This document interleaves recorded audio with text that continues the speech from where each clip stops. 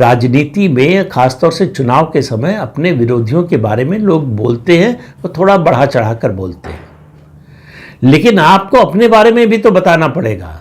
तो अब प्रशांत किशोर को अब इस आखिरी दौर में लगा कि अगर मैं केंद्रीय गृह मंत्री अमित शाह पर हमला करूं तब कम से कम मीडिया में खबरों में बना रह सकूंगा। लेकिन उनकी बात कोई मानने की तो बात दूर है, सुनने को भी तैयार नहीं है। इस तरह की बचकानी बयानबाजी उनका जो भी स्टेचर था या जो भी उनकी प्रतिष्ठा थी उनके काम को लेकर और गिर गई है। ये सबको समझ में आ गया है कि प्रशांत किशोर कुछ और खेल खेलने आए थे, किसी और का खेल खेलने आए थे। जैसे मैदान से बाहर रहकर, आपको याद होगा 2017 के उत्तर प्रदेश विधानसभा चुनाव से पहले योगेंद्र यादव खेल रहे थे।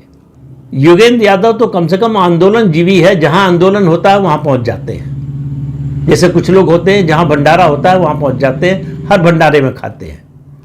योगेंद्र यादव भी हर आंदोलन में जाते हैं और जीमते हैं।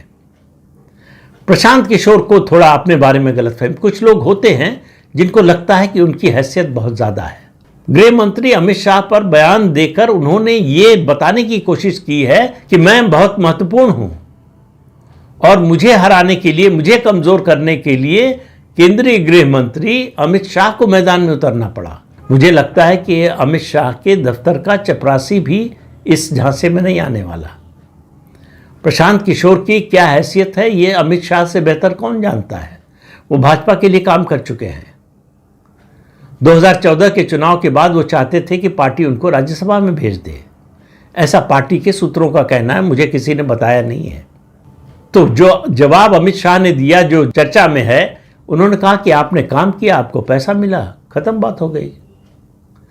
तब से प्रशांत किशोर अमित शाह से चिढ़े हुए हैं और उन्होंने बड़ी कोशिश कर ली। इस बीच में प्रधानमंत्री से भी मिले थे, तो प्रधानमंत्री ने सीधे पूछा कि आप बताइए क्या काम करेंगे, तो उसका जवाब नहीं था। उनको ये एहसास है कि जब तक अमित शाह हैं और अमित शाह रहेंगे तब तक उनको बीजेपी में री एंट्री उनकी नहीं हो सकती है। ये चिढ़ है। इस चिढ़ में उन्होंने पार्टी बनाई।